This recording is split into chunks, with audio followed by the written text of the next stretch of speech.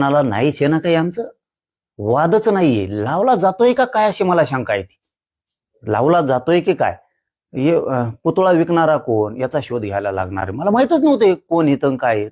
कोण पुतळा देतय का कोण घेतय का काय प्रकरण आहे. आता कोणी येणार फोटो काढणार आणि मी त्यांच्या सोबत हे म्हणणार, म्हणजे असे काहीतरी गैरसमज पसरायचे. माझं नाव वापरून विनाकारण मलाही कोणी डाग लावण्याचा प्रयत्न करू नये.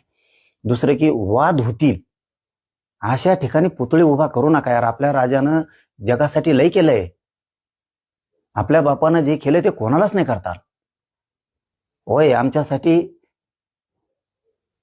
प्राण आहेत छत्रपती शिवराय. आमच्या या आयुष्याला किंमतच नाहीये छत्रपती विना. आणि त्या छत्रपतींसाठी जिथं वाद होतील ना, माझं हे प्रामाणिक मत आहे, जिथं वाद होतील तिथं बसूच नका ना.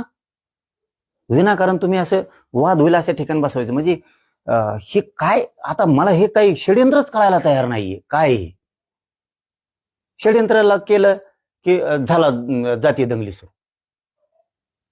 परत मराठा समाजाची पोरं आम्हाला फोन करतात की तास असं झालंय.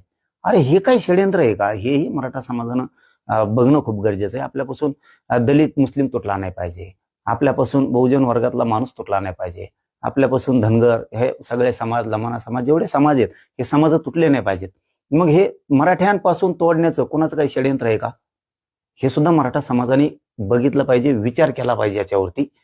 आपला राजा आपल्यासाठी प्राण आहे, तिथं कॉम्प्रोमाइजच होऊ शकत नाही. तुम्ही पुतळेही बसवा, हरकत नाही, पण तुम्ही त्याच्या आडून काही कोण करतंय का? आपल्या तेढ निर्माण करतंय का? मराठ्यांच्या विरोधात दुसऱ्या जाती जात आहेत का? ह्यो घालण्याचा प्रयत्न केला जातोय का? हे कोण करतंय हे पण आपण बघितलं पाहिजे ना. का सगळ्याच या अंगावर घ्यायच्या? हे सुद्धा त्याच्यात खूप मोठं षडयंत्र असू शकतं असं वाटतंय. आणि त्याच्या शोधात मी तर 100% जाणार, 100% जाणार आहे.